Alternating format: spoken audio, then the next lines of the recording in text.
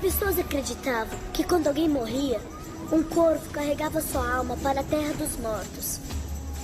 Mas às vezes, alguma coisa ruim acontecia, que uma tristeza terrível era carregada com ela e a alma não podia descansar. Mas algumas vezes, só algumas vezes, o corvo podia trazer essa alma de volta para acertar as coisas.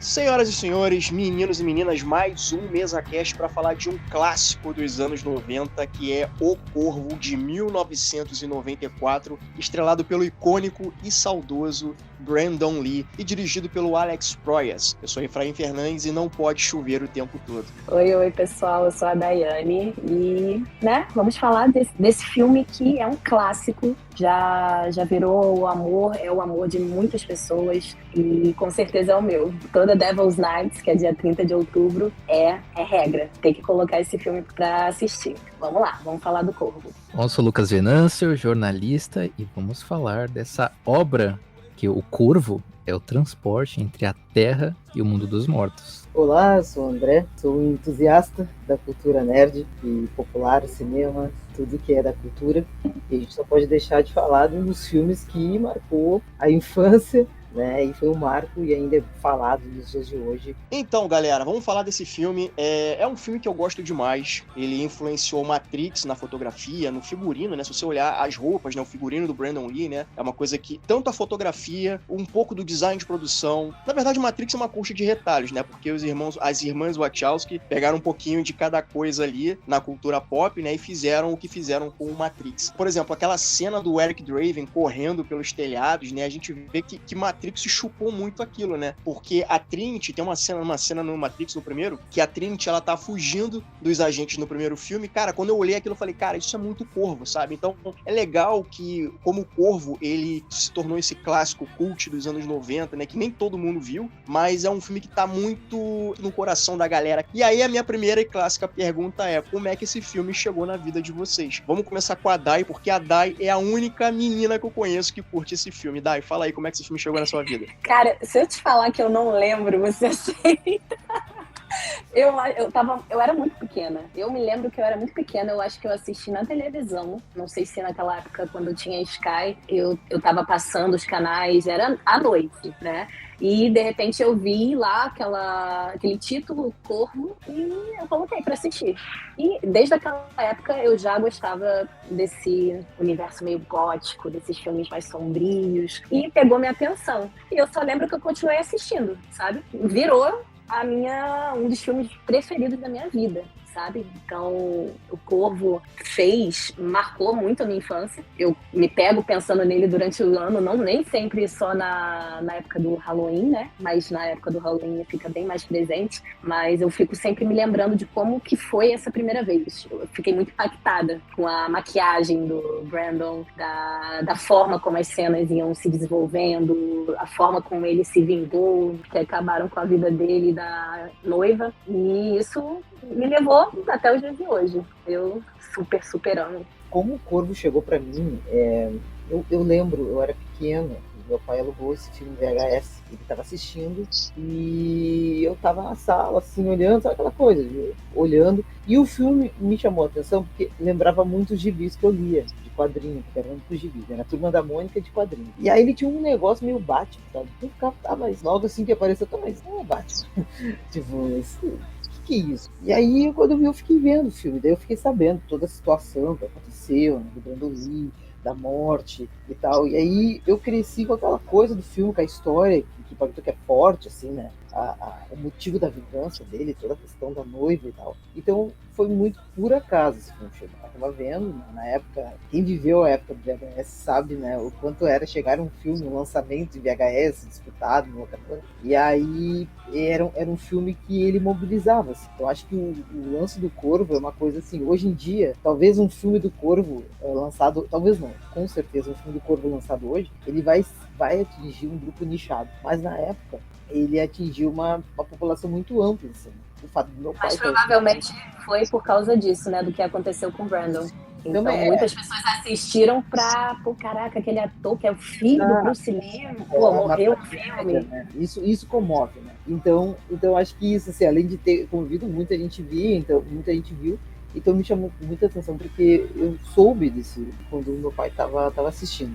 Então foi assim que eu cheguei no Corvo e imediatamente aquela história, eu fiquei, tá, mas é muito parecido com as histórias que eu leio. E aí eu olhei, tá, mas tem uma coisa um pouco diferente, assim, né? Eu ainda criança, não entendia bem, mas realmente, tipo assim, me chamou a atenção. Bom, o Corvo chegou na minha vida, lembra aquela frase do Tony Stark em Vingadores 1 que ele fala, que a Maria Hill fala pra ele, como você conseguiu entender física quântica nuclear? Aí eu falo, ontem. Então, faz um mês que eu assisti Corvo, pela primeira vez na vida, nunca tinha assistido, mas, porém, entretanto, toda a vida, é que assim, né, eu comecei a assistir filmes mais sombrios recentemente, o filme de terror foi de 2018 pra cá e virou um dos meus gêneros favoritos, se não o favorito, é impressionante. Mas eu lembro claramente o Corvo no SBT, tela de sucessos passando, só que eu tinha um afastamento, eu tinha certo receio, um medo de assistir, eu via algumas cenas, né, porque era bem sombrio, bem gótico, né, falar bem sincero que o filme é totalmente inspirado, e na época dos anos 90 ali era a ascensão dos adaptação de quadrinhos e quadrinhos independentes. Né, que a gente teve o Tartarugas Ninja, teve o Máscara, teve o Sombra e teve o Batman do Tim Burton, né, que foi bem distante dos quadrinhos do Batman ali, mas teve um tom bem gótico a mais, né, então o Corvo tem essa pegada, mas eu fiquei sabendo, mesmo não assistindo o filme, pelo meu pai. Quando passava o filme, mesmo tendo esse receio, esse medo de assistir filme de terror, ou mais sombrio que seja, quando eu era pequeno, na infância, eu sabia por causa do contexto da morte dele e tudo mais, porque ele é o filho do Bruce Lee, né? Uma coisa que eu acho interessante que é isso, né? Como você falou, né? Essa obra, O Corvo, né? Que foi escrita pelo James O'Barr, se eu não me engano, o nome do autor, é uma história, como você falou, é muito nichada, ela não era tão conhecida assim e ela circulava mais no meio alternativo. E aí, cara, infelizmente, né, o Brandon Lee veio a falecer nesse filme, né, ele foi morto, assim, quer dizer, tem muita teoria conspiratória sobre a morte do Brandon nesse filme, mas isso ajudou, enfim, o marketing do filme. Eu tenho pra mim, cara, o Brandon Lee é um dos meus atores favoritos dos anos 90. Cara, eu vi filme do Brandon Lee no cinema, pra vocês terem uma ideia. E assim, cara, eu tinha a impressão, eu já era muito fã de Bruce Lee quando eu era pequeno, foi o que me levou a fazer arte marcial. E assim, eu tinha a impressão de que o Brandon, ele poderia ter, talvez, um sucesso superior ao do pai, porque ele era tão carismático, e eu acho que ele era um bom ator, ele tinha um carisma, e eu já vi várias entrevistas dele, ele parecia ser um cara muito pé no chão, uma pessoa muito legal, e cara, o cara tava tendo uma ascensão meteórica. Ele tinha feito um filme com o Dolph Lundgren, que o Dolph Lundgren até tá no filme do Aquaman, ele faz o Rei Nereus, e ele fez um massacre no bairro japonês, que era um filme violentíssimo na época, sabe, e era bem filme Domingo Maior na Globo, sabe, então era um filme sem pé nem cabeça, que era só tiro, porrada e bomba, mas você via ali que ele já tinha o potencial pra ser um astro de filme de ação. Um outro filmaço de ação que ele fez foi Rajada de Fogo, que porra, caralho, foi um filme foda que a Fox lançou nos anos 90. Então, toda vez que ele chegou até a fazer uns outros filmes menores, assim, acho que 1 ou 2 filmes menores que muito tempo que eu não vejo, mas eu percebia que havia um protagonismo nele e ele poderia ser, assim, um cara tão ou mais do que o pai, que teve essa jornada interrompida, né? E aí a morte dele, infelizmente, né, ajudou a alavancar mais ainda o filme. E assim, houve sequências, né? Houve sequências que não são tão boas assim. Eu acho que o segundo filme consegue ser melhorzinho, depois é só a ladeira abaixo. E tem uma série do Corvo também, de 98, que é até com o Mark Dacascos, que é um outro cara foda também nas artes marciais, um astro B. E era uma série que recontava a história do Eric Draven, né? Então, é uma franquia que, assim, ela não tá tão frequente na sétima arte, mas ela tem um lugar meio nichado. E eu soube até que o Jason Momoa fez teste de câmera. Não sei se vocês já viram isso. Chegou a ver isso? Ele e também aquele ator do It, a coisa, que eu esqueci o nome. Ele foi confirmado. Ele foi confirmado. E eu não sei se realmente esse filme vai sair ou não, mas vamos ver. Assim, tem muitas questões, realmente. Eu acompanho a atriz, eu não sei se ela ainda é atriz, que fez a Sarah, a menininha, lá no TikTok. Sim. E ela sempre posta sobre como que era na época das gravações, o quanto que ela amava o Brandon. Então ela até me segue também, é uma fofa. Ah, ela te segue? Legal. Segue, ela é muito, muito maneira. Depois eu te passo o TikTok dela. Mas eu acho que ela não é mais atriz. Eu acho que ela se desgostou do mundo da atuação. E também é um trauma, né? Ela pegou esse trauma nas gravações, eu acho que ela depois nunca mais gravou nada. Aí ela tem alguns vídeos, né, que ela conta como é que foi as gravações, como que foi conhecer o Brandon, conviver, né, com ele na época das gravações do filme. E ela fala muito dessa questão dos estúdios usarem, né, dessa tragédia para ganharem mais dinheiro. Tecnicamente, realmente, isso foi um grande marketing pro filme, alavancar e sair desse nicho, né, que vocês falaram, do alternativo, e alcançar outros públicos. E eles tentam sempre, eu acho que você percebe que também essas outras adaptações que tiveram foi tudo praticamente nos anos 90 também, teve algumas lá no início dos anos 2000. Eu só assisti eu não sei se foi um filme logo depois desse, do Brandon, que é o Cidade dos Anjos, que é o protagonista, ele e o filho morrem pela gangue lá. Sim. Acontece em Los Angeles. Eu gostei desse filme e traz de novo esse personagem da Sarah, só que crescido. É bem legal acompanhar também esse personagem ajudando esse outro corvo a ter a sua vingança. Mas os outros eu não vi ainda. O pessoal sempre, eu ficava vendo as críticas, o pessoal só falava que era horrível, uma adaptação péssima. E eu vi esses vídeos dela. E ela sempre falava com um teor de raiva, sabe? Porra, esses estúdios, esses produtores só querem subir em cima da morte do Brandon pra conseguir ter mais dinheiro e papapá. Enfim, assim, como fã da franquia, da história, eu acho que seria legal a gente ver uma outra versão agora, né, 2023, 2025, não sei quando que vai lançar, quando eles vão começar a filmar. Mas eu queria muito ver uma outra versão com, assim, bem feita, sabe? Com um bom orçamento, com um bom diretor, com um bom roteirista, pra ter uma outra versão do Eric. É bem polêmico. O pessoal que trabalhou na gravação do primeiro filme tem algumas ressalvas com a produção daquela época, então eles ficam bem receosos de como que vai ser esse possível remake, né? Eu já ouvi até mesmo o papo de que ofereceram fazer esse filme pro James O'Barr, né, que é o criador, a mente criativa do Corvo, e eu lembro que ele tá participando de reuniões, né, isso tem até no YouTube, participando de reuniões aqui, ali e tal, e um desses executivos, né, um desses engravatados virou pra ele e falou assim, cara, e se o Corvo, olha que louco, e se o Corvo fosse um musical? No, God! No, God, please, no! No! No! No! Aí a reação do cara foi rir, né? Tipo assim, vocês estão de sacanagem. Não, vamos fazer um musical e tal. Foda, cara, tá de sacanagem.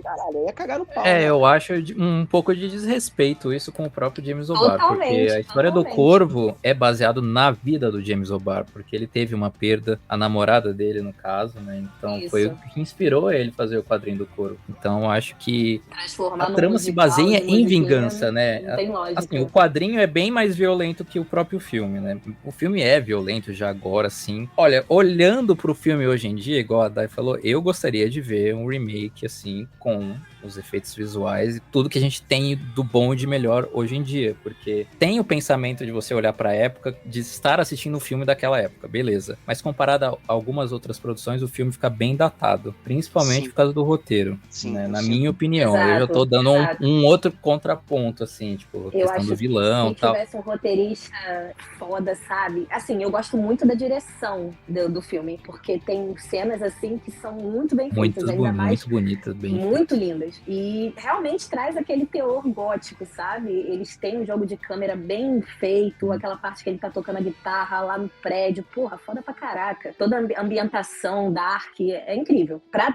época, até mesmo depois da morte do Brandon, que ele não conseguiu filmar todas as cenas do filme, ele morreu quase no mesmo final. Aí teve que usar, eles usaram um pouco de computação gráfica da época pra, né, colocar o rosto e tal. E cara, assim, pra época aquilo ali foi um marco, sabe? É que eu não sei se a gente vai falar da morte dele, mas, tipo, foi a cena que basicamente ele morreu. Na primeira cena do filme foi a cena que ele morreu de fato. Bizarro, né? Toda a ideia do diretor de trazer essa visão de primeira pessoa pra ter um outro tipo de abordagem e não trazer não daria, né, pra trazer pelo dublê, acho que ia ficar muito diferente na desenvoltura da cena. Eu gostei muito da ideia dele trazer como primeira pessoa. A gente se coloca no lugar do Eric naquela tragédia. É muito bem feito, é muito bem pensado. A própria cena em que ele volta, quando ele volta dos mortos, né? E ele volta pro apartamento, né? Aquela coisa da visão em primeira pessoa, né? A mão dele esticando, Nossa, aquilo ali é entrando. incrível. E tem um efeito especial no rosto quando vem o trovão, entendeu? Eles colocam Sim, o rosto sim. do Brandon ali em computação gráfica. Muito foda, muito incrível. Aliás, vocês sabem quem é, só uma curiosidade aqui, vocês sabem quem é o dublê de corpo do Brandon nessas cenas que precisa ser substituído? É o diretor de... Alguns momentos depois. Eu esqueci o nome dele. É o diretor de Hulk. Cara, esse cara é foda, porque assim, ele começou basicamente, né, como dublê. Inclusive foi dublê do Keanu Reeves na trilogia do Matrix e foi o marido da Trinity no quarto filme. Ele é artista marcial e uns anos depois, né, ele ficou, tipo, amicíssimo do Keanu Reeves e ficou amicíssimo das irmãs Wachowski, né, e o Corvo, de novo, né, esse ciclo, né, o Corvo alimentou muito a franquia Matrix, então meio que Hollywood tá sempre ali, todo mundo se conhece, sabe? Então eu acho legal essas curiosidades, né. Uma outra curiosidade também, né, e aí referente à morte do Brandon, né, é que o Brandon tinha assinado pra fazer uma trilogia, que eu acho que é a ideia, que é a série de 98 com o Mark Dacascos meio que tenta seguir, porque o personagem do Eric Draven, ele iria se vingar e tudo mais, só que ele ia vagar pela Terra, ele não ia poder voltar pra Terra dos Mortos, mas com a tragédia, né, tiveram que alterar o roteiro, dando aquele final poético, que por sinal, eu acho que aquele final é lindo, aquele final é muito maneiro, basicamente ele consegue a vingança dele, ele reencontra com a Shelley, então eu sinto que a série do Corvo, ele meio que tenta pegar essa ideia de o Corvo não vai morrer, ele não vai voltar pra Shelley, ele vai continuar andando por aí. Uma outra curiosidade aqui, cara, eu não sei se o Corvo, quando o Corvo foi feito, se tem um pouco de coringa nele, cara, porque eu olho pra cara do Brandon... Eu ia falar isso.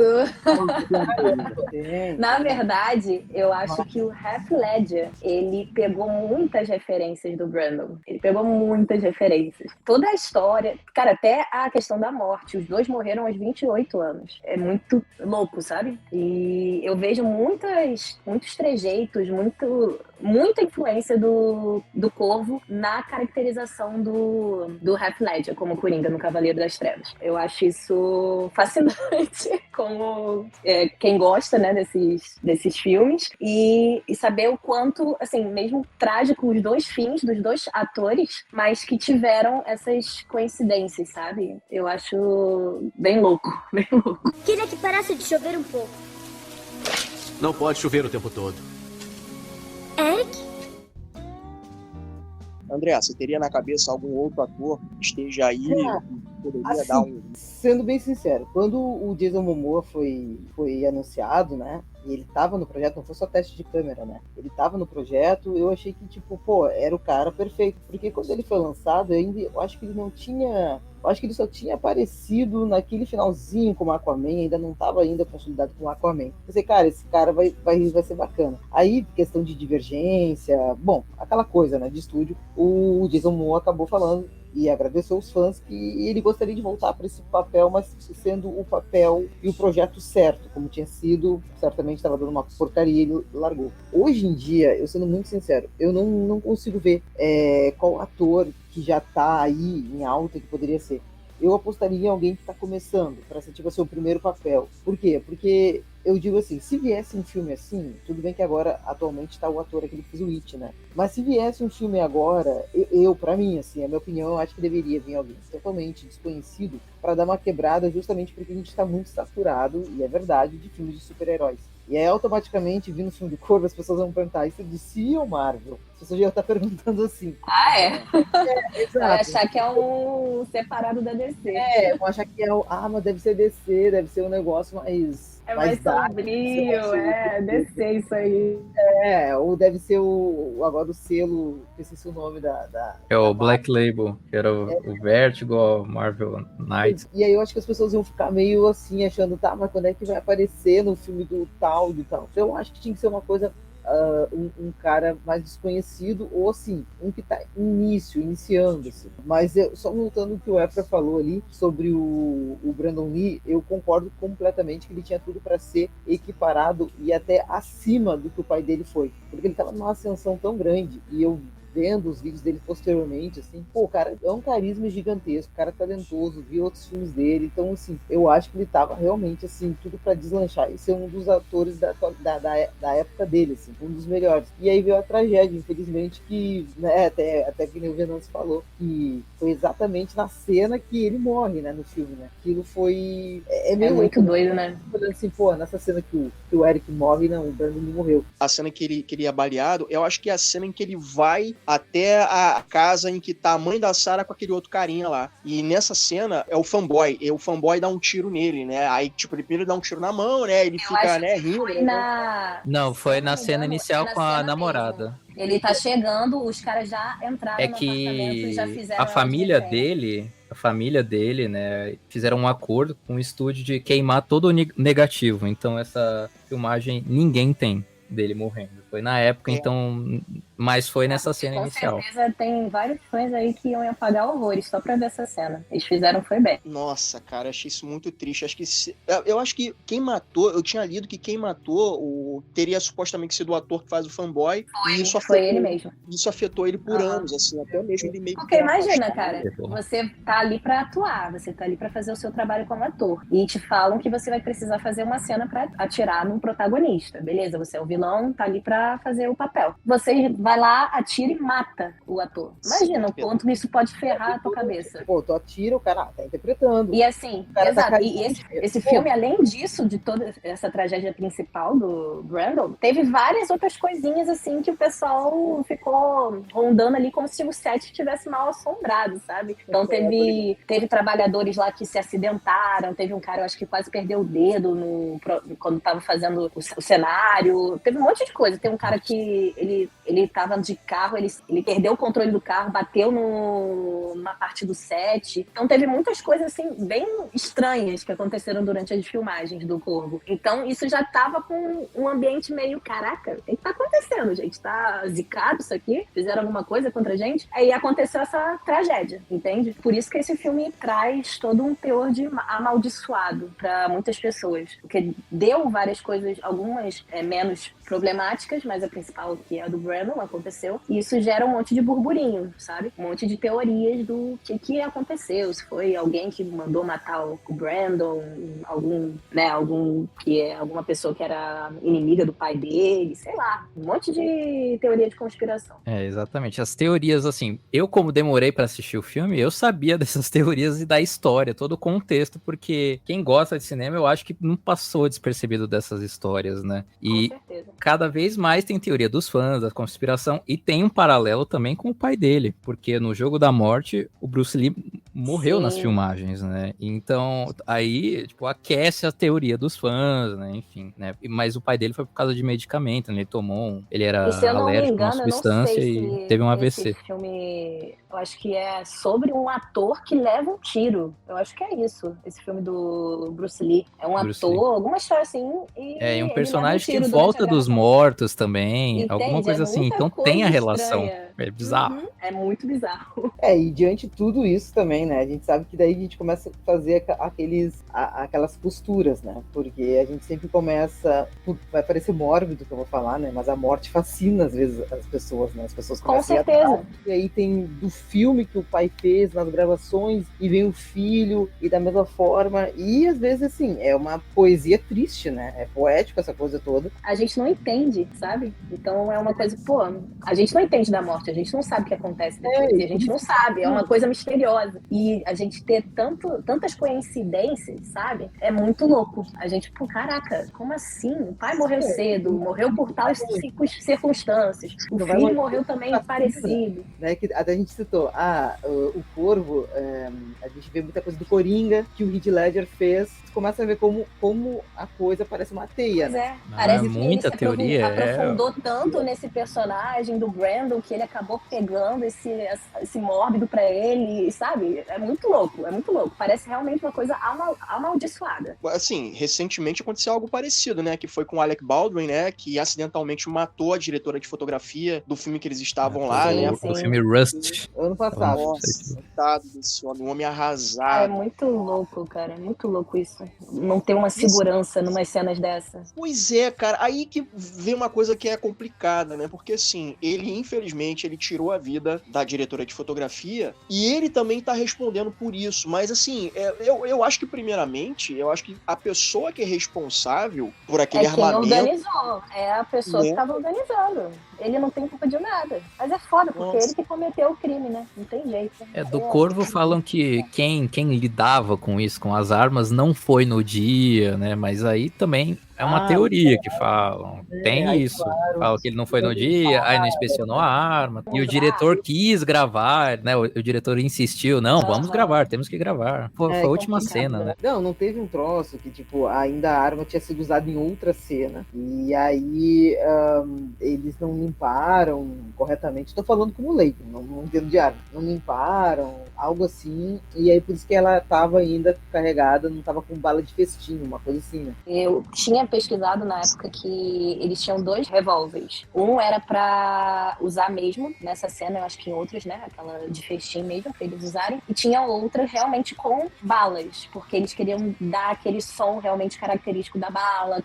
mas não ia ser usada durante as gravações com as pessoas, ia ser no efeito, aqueles efeitos de som, sabe? Mas aí eu não sei o que aconteceu, não sei se eles usaram, trocaram. É muito louco. A gente não sabe realmente, nunca vai saber o que até foi que hoje aconteceu. usam esse artifício, arma falsa e arma real, porque justamente para ter o efeito sonoro, ou a bala caindo de verdade, tal, no chão, tal, enfim. Isso. Então, até hoje usam isso. E quando aconteceu com o Alec, ano passado, aí teve essa discussão. É necessário usar? Exato. Enfim, o CGI, a computação não faz hoje em dia. Cara, isso aí deveria ser usado depois que termina as gravações, entendeu? Porque durante as gravações fica perigoso, porque já aconteceu uma vez e aconteceu de novo agora recentemente. Então, isso trouxe à tona novamente essa questão. Um pouquinho mais de cuidado, né? A gente sabe que estamos lidando com o ser humano, né? Eu acho muito inseguro. Aí, pô, já tem esses 2 casos pra você já ficar com o olho aberto.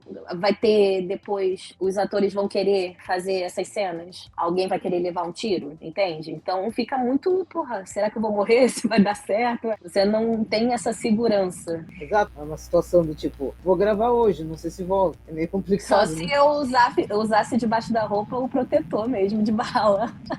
Exato. E ainda assim, né, dependendo... Mesmo assim, pode atingir outro lugar. Então é foda, né? Queria que parasse de chover um pouco.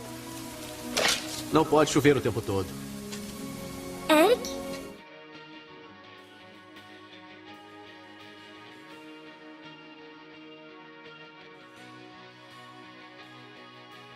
Tem uma cena, assim, o James O'Barr, né, ele, como foi dito aqui antes, né, ele encontrou o amor da vida dele quando ele tinha 16 anos, se eu não me engano, e eu tava vendo, né, entrevistas no YouTube, né, um depoimento que ele fez no YouTube, né, e ele disse que ela era o oposto dele, né, ela sendo positiva, né, ele refere ela como sendo a luz na vida dele, que ele tinha um lado mais pesado, mais carregado, mais depressivo, e que ela, infelizmente, ela foi morta por um motorista bêbado. Eu vi que ele pegou toda essa raiva e toda essa frustração e focou na criação do Corvo, né, ele pegou todo esse luto dele e condensou ali nessa história em quadrinho. E uma coisa que eu percebo é que nessa história do Corvo não tem apenas essa questão do luto sobre a namorada que ele perdeu, mas tem muita questão dele com a mãe dele, porque tem uma cena no filme em que o Eric, ele desintoxica a mãe da Sarah. E eu achei uma cena muito curiosa. Na época eu não entendi muito. Assim, eu entendi a cena pro que ela representa pra Sarah, mas eu fiquei assim, mas por que ele botou? Será que tem algum significado por detrás e tal? E aí eu vi, né, agora com a época de YouTube, que essa cena em que ele desintoxica a mãe da Sarah, ele fica dizendo que mãe é o nome, olha só que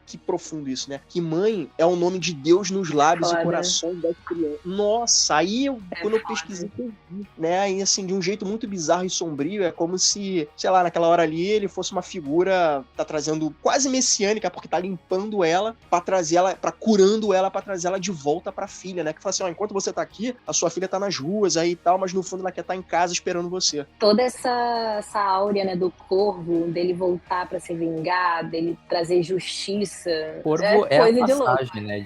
É a passagem. Nas mitologias, né? Enfim, o Odin usa um corvo, ele tem um corvo, enfim. Eu acho bem poético e, assim, o que não tem... Tem no filme bastante, ele, né, o Eric poético e tal, mas nos quadrinhos, quando você passa os capítulos, tem tipo como se fosse um poema, verso de poema nas passagens. Isso é bem legal, isso é Se diferente. pensar, ele é um músico, né? Eu não sei se ele, eu não tenho essa Exatamente. certeza, se ele escrevia as músicas da banda. Eu não tenho certeza, mas tipo, tecnicamente ele vivia aquilo, ele vivia as músicas, ele era vivia os roqueiro, poemas. Então, dá uma viajada.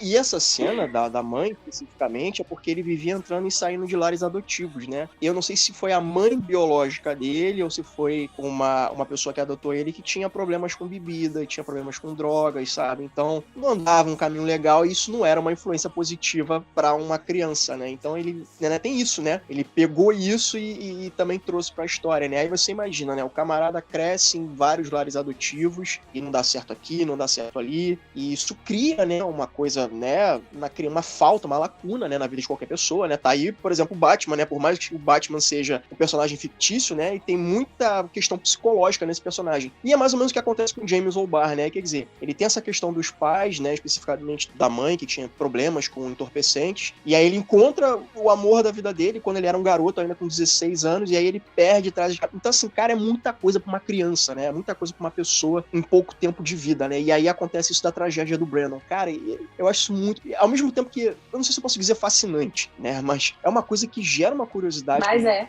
fascinante pra gente. Não, o James O'Barr teve várias vezes que ele se arrependeu de fazer o Corvo, assim, porque é uma coisa bem intimista. E ele mentia sobre a origem da história na cabeça dele, falava que era baseado em um fato lá, enfim, da cidade dele e tal, mas era sobre ele, no caso, então...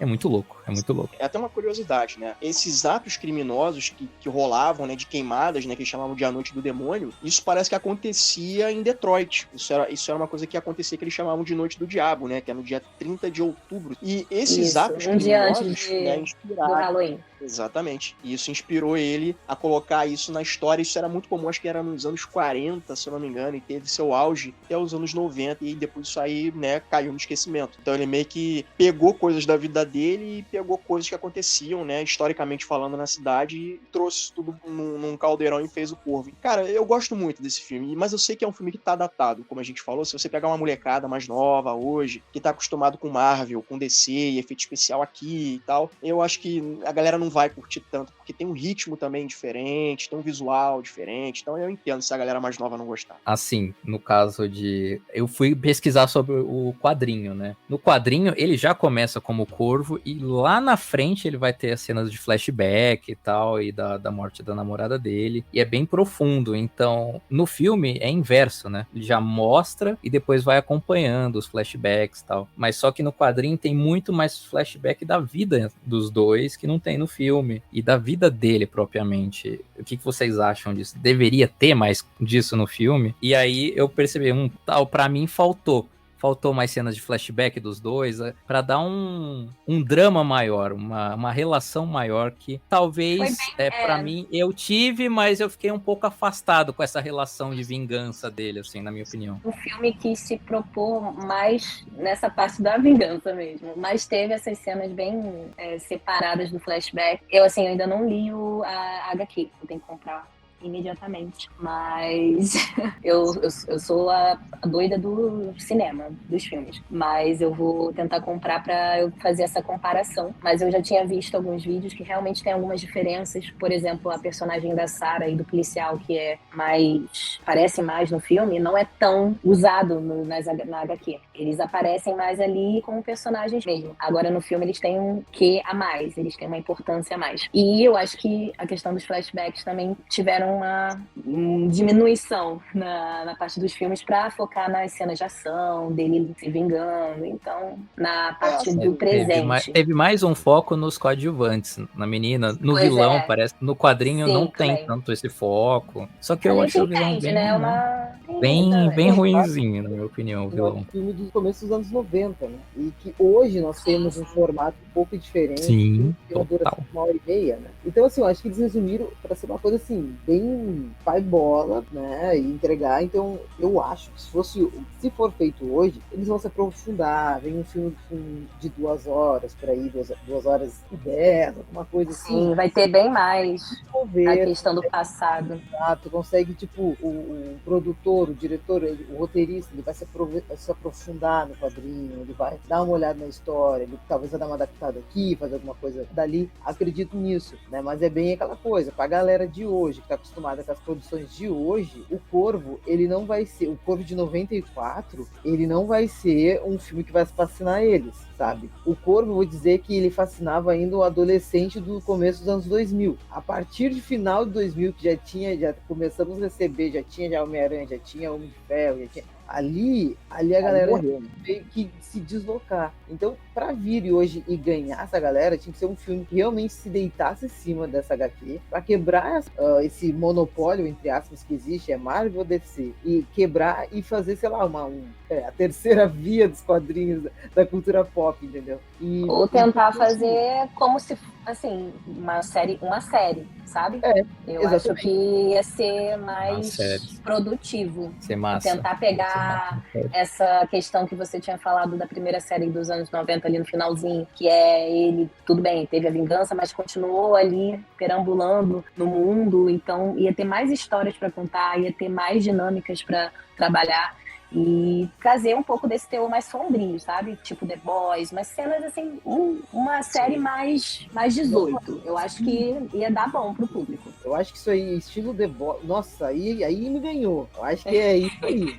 Nossa. Aí eu acho que ia dar muito bom. O filme tem muito essa pegada de anos 90, né? Porque a história é simples, é uma história de vingança que tem muito essa pegada, essa roupagem de anos 90. E você falou uma parada, André, que eu achei interessante. Eu acho que o filme do Corvo, pra quem cresceu nos anos 80 e 90, a galera talvez não fosse curtir tanto pra quem curte os heróis coloridos, tipo Homem-Aranha, Quarteto Fantástico, Demolidor, apesar do Demolidor ser um pouquinho mais adulto, mas o Demolidor do Ben Affleck é uma coisa mais oba-oba, a não ser que a galera que curte o Batman, né, do Nolan, que eu acho que foi o cara que salvou o Batman, né, vá mais ou menos por esse caminho, mas eu tenho essa impressão que o Corvo de 94, ele já não é tão curtido pelos adolescentes do início dos anos de 2000, justamente por conta de Quarteto Fantástico e heróis coloridos. Nada contra, eu adoro o Quarteto.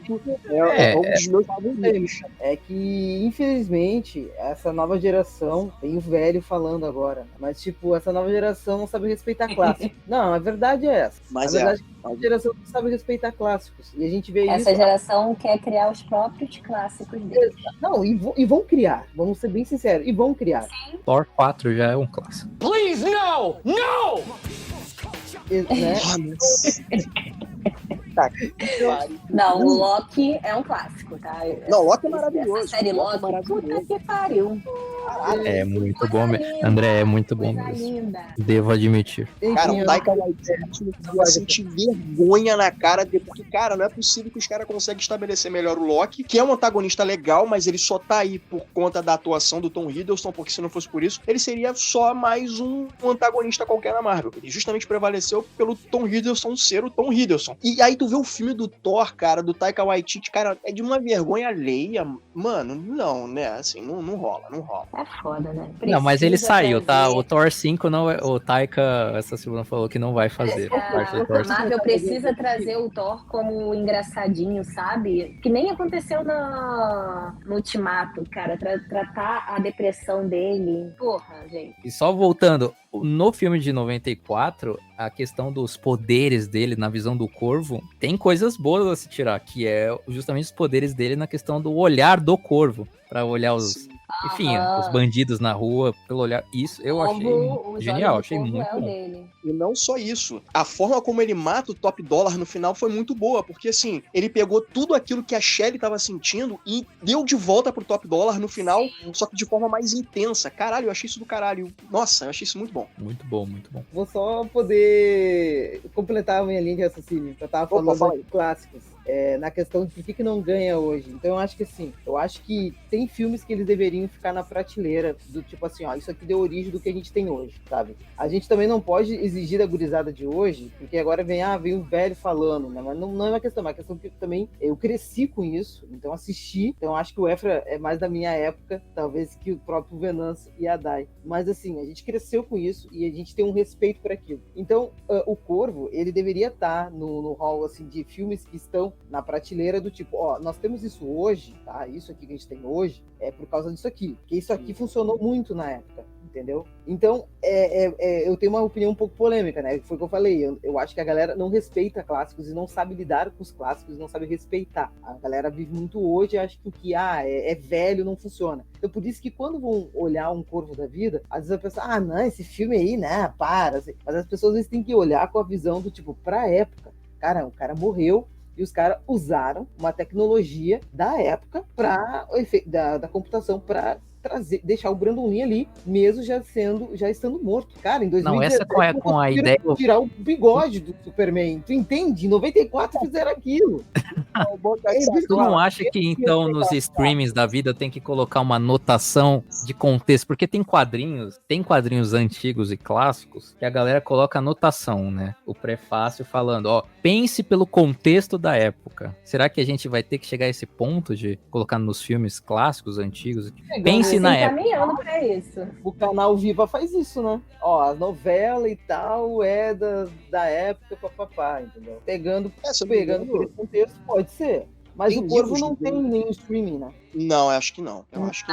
Não tem nenhum, infelizmente. Não tem. Esse lance que o Venâncio falou sobre fazer quase que uma retratação, né, uma notinha, eu acho que isso ocorreu recentemente quando foram relançados livros do James Bond, o qual o personagem lá no início, o cara era racista, o cara era machista, o cara era um escroto, entendeu? E aí meio que tem umas anotações ali dizendo, esse livro aqui tem trechos que é assim, assim, assado. Se eu não estiver falando besteira, é algo desse tipo. Porque era um reflexo da época, né? Isso era um reflexo da época que hoje em dia já não cabe mais. Isso tem. Nos livros e quadrinhos é muito comum ter esse tipo de coisa hoje em dia. Muito comum. Eu acho que o streaming deveria adotar isso também.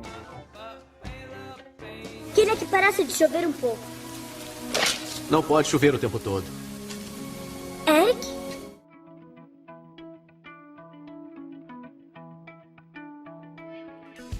O Brandon, ele foi convidado para participar do filme, inclusive o James O'Barr adorou a escolha do Brandon Lee, né, e a gente vê que o Brandon, ele tava muito imerso na produção, né, o cara tava muito full Eric Draven, entendendo o personagem, e falando, cara, como é que esse personagem afeta a vida dos outros, ou tem a própria vida afetada quando ele fica 1 ano fora e por 2 noites ele tá de volta, como é que fica essa relação entre as pessoas que ele amou e não tem mais, então tu via que o cara realmente, não que ele seja, não sei se ele iria se tornar um ator do método, né, mas ele estava muito focado nesse personagem. E ele foi convidado para fazer essa história. Só que foram cogitados alguns outros nomes da época para fazer o Corvo. Tipo, Johnny Depp, Christian Slater, Charlie Sexton, que é um músico. O River Phoenix, também, que era um ótimo ator, que também foi antes do tempo dele. Cara, até o Michael Jackson, cara, foi cogitado para ser. Isso. Isso eu não sabia, não. Seria lindo. Deve ser muito falado pra fazer um musical. Aí, ó.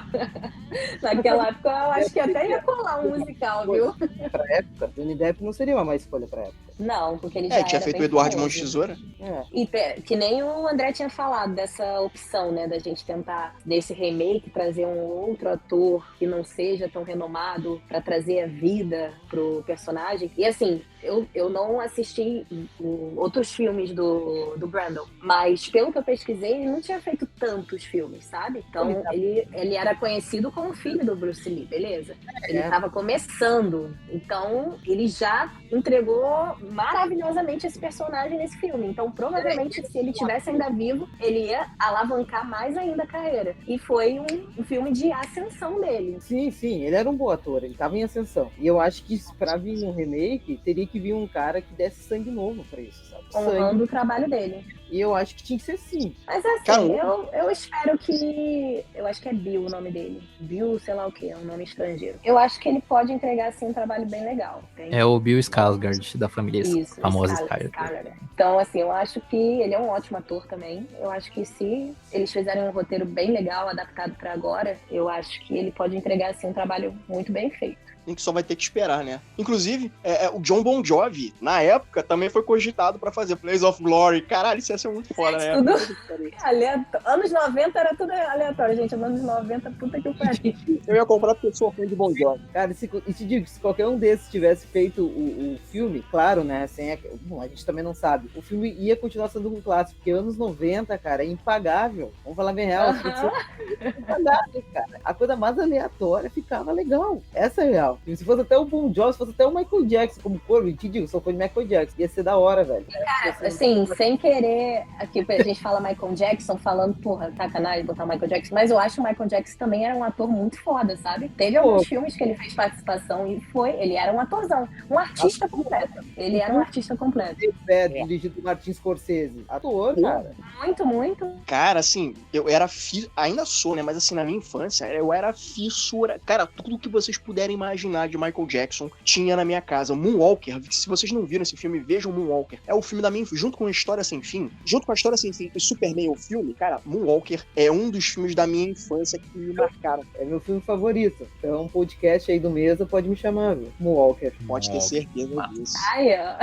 Eu amo os jogos. Era maravilhoso. Nossa, eu tenho até uma miniatura do Moonwalker foda. Eu amo o Moonwalker. Tudo desse universo.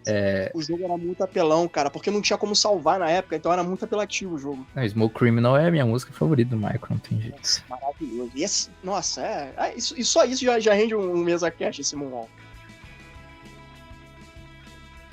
Queria que parasse de chover um pouco. Não pode chover o tempo todo. Eric?